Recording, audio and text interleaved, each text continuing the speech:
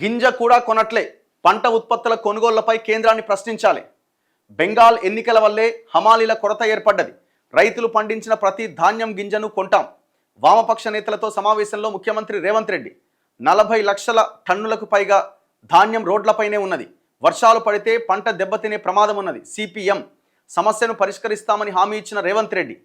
కాదండి, సమస్యని ఇప్పుడు పరిష్కరించడం ఏంది, ఇప్పుడు స్టేట్మెంట్ ఇవ్వడం ఏంది? అసలు యాక్చువల్గా జరగాల్సింది ఏంటి? ఎంతమంది, ఎన్ని గన్ని బ్యాగులు ఉన్నాయి, ఎన్ని లారీలు అందుబాటులో ఉన్నాయి, ఎంత ధాన్యం పండింది, దీనికి ఏం చేయాలి అన్నది కొనుగోలు స్టార్ట్ కాక 1 మంత్ ముందే యుద్ధ ప్రాతిపదికన ఏర్పాట్లన్నీ జరగాల. అంత అయిపోయిన తర్వాత, అసలు మొత్తం పీకల మీదకి వచ్చిన తర్వాత ఇప్పుడు మీరు రెడీ అయిపోతే ఎక్కడ వర్షాలు పడాల్సిన అక్కడ పడుతూనే ఉన్నాయి. ఈ వర్షాల వల్ల మొత్తం మార్కెట్లలో వాటర్ ఈ వర్షాలు పడి రైతులు తీవ్రంగా నష్టపోతున్నారు. ఇగో నిన్న సిపిఎం నాయకులు కలిశారు. రైతన్న లోడ్ ఎత్తేదెలా, కొనుగోలు కేంద్రాల్లో తీవ్రంగా లారీల కొరత, లోడ్ ఎత్తడానికి వారం 10 రోజులు ఎదురు చూపులే, లారీలు సరఫరా చేయని రవాణా కాంట్రాక్టర్లు, ఒప్పందం చేసుకున్న వాహనాల్లో వచ్చేవి సగంలోపే, ప్రేక్షక పాత్రలో అధికారులు, కొనుగోళ్ల మీద ప్రభావం. నవ్వుతున్నాడు ఆయన. ఏం చెప్పాలి వీళ్ళకి? ఓ సీరియస్నెస్ లేదు. వీళ్ళు బీజేపీ వాళ్ళు ఇప్పుడు తేరుకున్నారు. వీళ్ళు కాంగ్రెస్ ఏమో బీజేపీ మీద, కేంద్రం మీద అంటున్నది, వీళ్ళేమో వాళ్ళ మీద అంటున్నారు. అంటే ఇద్దరు కలిసి ఏం చెప్తున్నారు? సమస్య ఉంది అని మాత్రం చెప్తున్నారు. మరి సమస్య రావడానికి కారణం ఎవడు? సమస్య లేదు అని ఎవరు చెప్తలేరు. పైకేమో మేము అన్ని కొన్నాం అని చెప్తున్నారు. ఒకవైపున బీజేపీ మీద తోసేసే ప్రయత్నం కాంగ్రెస్ చేస్తున్నది. బీజేపీ ఏం చేస్తుంది? మీరు కదా సేకరించాల్సింది, మాకేం సంబంధం, వాళ్ళు వీళ్ళ మీదకి దోషేస్తున్నారు. రైతు నష్టపోతున్నాడు, తీవ్రంగా ఇబ్బందుల్లో ఉన్నాడు. ఇగో ఇక్కడ చూడండి, గాలివాన బీభత్సం, కొనుగోలు కేంద్రాల్లో తడిసిన ధాన్యం మక్కలు, పంట నష్టపోయిన రైతుల గగ్గోలు, రోడ్డెక్కిన అన్నదాతలు, జాతీయ రహదారుల దిగ్బంధం, కొనుగోళ్లలో జాప్యం పైన నిరసన. ధాన్యం కొనుగోలులో సర్కారు విఫలం, మిల్లర్లకే లాభం చేకూర్చే ప్రయత్నం, చివరి గింజ కొనేదాకా రైతులకు అండగా ఉంటాం, తడిసిన ధాన్యాన్ని కొనాల్సిందే, బీజేపీ అధ్యక్షుడు రామచంద్రరావు. ఈ సమస్యకు ప్రధానమైన కారణం ఏంటంటే రివ్యూస్ లేకపోవడం.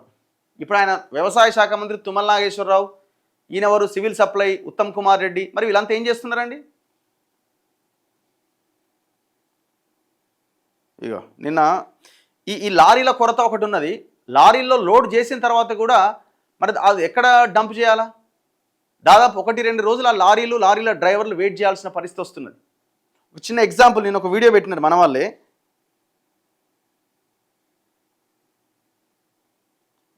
ఎంత వెయిటింగ్ ఉంది చూడండి ఒకసారి. ఈ ధాన్యం అంతా తీసుకుపోయి ఏడేయాలన్నది కూడా అర్థం కావట్లే. ఇగో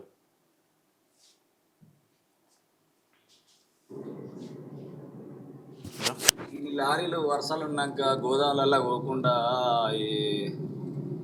ఎట్లా వస్తాయండి మనకి లారీలు? ఐకేపీ సెంటర్లకు లారీలు ఎట్లా వస్తాయి? 100 లారీలు, 1000 లారీలు. వీడియో పెడదాం. 100 లారీలు, 1000 లారీలు లైన్ కట్టున్నాయి. గోదాముల కోసం వెయిటింగ్. ఆ లారీ వచ్చేటోడు కూడా ఇంట్రెస్ట్ లేనట్టుంది, అంత వరెస్ట్ ఉంది. ఆగా మరి ఇన్ని లారీలు ఇక్కడ వెయిటింగ్ ఉన్నప్పుడు ఎట్లా కాల్ అయితే వాడు ఇన్ని దగ్గర 1000 లారీలు ఉన్నాయా? అదే చెప్తున్నా కదా, ఇవన్నీ గోదాముల కోసం వెయిటింగ్. వీళ్ళు ఎంతకన్నీ కాపాడతారు? వీడు తిండి తిప్పలు మానేసి ఎన్ని రోజులు ఉంటాడు వీడు? కిలోమీటర్ల మేర ఉన్నాయా? అవేగా గవర్నమెంట్కి కొంచెం అన్న చిత్తశుద్ధి ఉంటే పేరుకే అన్ని ఉత్తర ప్రగల్భాలు, ఉత్తర మాటలు, ఉత్తుత్తి మాటలు. నా రగ్గాన్ని పెట్టాలి. ఏడికెళ్ళి ఇప్పుడు అన్ని 2 లైన్లు, అటు ఇటు ఇంకా అవతల మొత్తం అయ్యే ఏడ పడతాడ. అసలు ఎన్ని అసలు ఏ నుంచి ఇప్పుడు లైన్ నాయిరెడ్డి రైల్వే స్టేషన్ నుంచి కొడితే నా ఫ్రెండ్ పంపిండు, కారులో వెళ్తుంటే వాడు నాకు పంపిండు. ఎంత దారుణంగా ఉన్నది. ఇప్పుడు ఆ లారీలు అది లోడ్ దించాలి అంటే దాదాపు 2-3 రోజులు పడుతుంది. నాకు నిన్న తుంగతుర్తి నుంచి ఒక ఫోన్ వచ్చింది. ఎవరో తెలిసిన మా మాటగారికి తెలిసిన పర్సన్ ఉండి ఆ లారీ ఉందట, నాకు 20,000 లాస్ అయింది, ఈ లారీ మీద నేను బోను, జర చెప్పి మా ఎమ్మెల్యేకు మా ఎస్ఐ వదులుతలేడని. అంటే మళ్ళీ ఇంకొక అన్లోడ్ చేసి వచ్చిండు. మళ్ళీ 2-3 రోజులు పడుతుంది. అక్కడ వెయిట్ చేయాలా, డబ్బులు లాసు, దానివల్ల వచ్చేదానికంటే ఇప్పుడు ఆ 2 రోజులు పోవడం వల్ల 2 రోజులు 3 రోజులు పని అవుతుంది. కానీ మరి 2-3 రోజులకు డబ్బులు కట్టిస్తారా? కట్టియారు కదా. ఒకే లోడ్కి డబ్బులు కట్టిస్తారు. సమయం వృధా, తిండి లేదు. నేను బోన్ ఈసారి అని ఏదన్నా ఎస్ఐతో ఎవరన్నా నాలాంటి వాళ్ళతో చెప్పిస్తే పని అయిద్దేమో అని నాకు ఫోన్ చేయించారు. నేను ఫోన్ చేస్తే సార్ లారీలు లేవు సార్, దండం పెడతాం అని వాళ్ళే నన్ను బతిలాడుతున్నారు. ఈ లారీలు లేవు, ఆడ రైతులు ఇదైతట్టున్నది అంటే నేను కూడా ఏం చేయలేని పరిస్థితి. మరి ఇంత భయంకరమైన సిచ్యువేషన్ రావడానికి కారణం ఎవరు? ప్రభుత్వము నెల రోజుల ముందే కొనుగోలు స్టార్ట్ అయ్యే ముందే దీని మీద పెద్ద ఎత్తున రివ్యూలు చేస్తే ఈ సిచ్యువేషన్ రాదు కదా. యుద్ధం కారణంగా గన్నీ బ్యాగులు వస్తలేవంటాడు ఆయన తుమ్మల నాగేశ్వరరావు, వ్యవసాయ శాఖ మంత్రి. ఏం చేస్తున్నారు మరి మీరు? ఆ గన్నీ బ్యాగులు ఓన్లీ అక్కడి నుంచే రావాలి, ఇక్కడి నుంచి ఏమైనా ఆల్టర్నేట్గా తయారు చేసుకోవడానికి వేరే దగ్గర నుంచి ఇంపోర్ట్ చేసుకోవడానికి అవకాశం లేదా? కేంద్రం మీద ఒత్తిడి చేయడానికి అవకాశం లేదా? ఇంకొకటి ఏమైపోయిందంటే తెలంగాణలో ఈ ఆల్టర్నేట్ క్రాప్ అనేది లేకుండా పోయింది. దీనికి రకరకాల కారణాలు ఉన్నాయి. రైతులను ఆ దిశగా ప్రోత్సహించే ప్రయత్నం చేయలేదు. రెండోది కోతుల సమస్య చాలా విపరీతంగా ఉంది. దీనివల్ల అసలు ఆల్టర్నేట్ అనే క్రాప్ లేదు అసలు. అంటే వేరే పంటను పండించాలని ఆలోచన లేదు. వరి వరి వరి వరి వరి. ఇవాళ రౌండ్ టేబుల్ ఉంది సోమాజిగూడ ప్రెస్ క్లబ్లో, వ్యవసాయ రంగం కోతుల ప్రభావం అని, కోతుల మీద.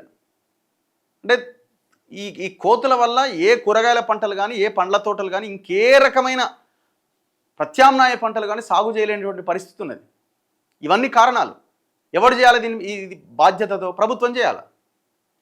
ఎవరు అవునన్నా కాదన్నా ఈ దేశంలో దాదాపు 70-80% వ్యవసాయ రంగం మీదనే ఈ సమాజం అంతా ఆధారపడి బతుకుతున్నది.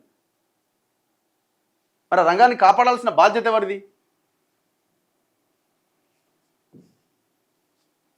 సో ఇంత దారుణంగా ఉన్నది సిచ్యువేషను.